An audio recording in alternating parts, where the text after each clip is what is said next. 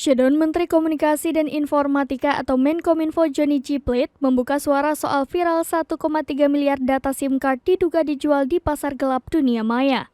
Pihak internal Kominfo pun mulai menggelar penelusuran.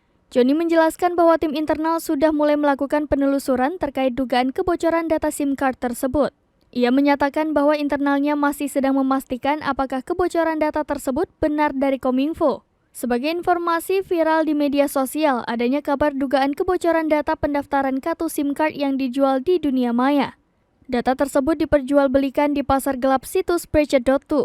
Kabar bocornya data pribadi masyarakat ini menjadi viral. Tak tanggung-tanggung, jumlah data yang bocor mencapai 1,3 miliar data. Data pendaftaran itu meliputi nomor induk kependudukan, nomor telepon, nama penyedia atau provider, dan tanggal pendaftaran.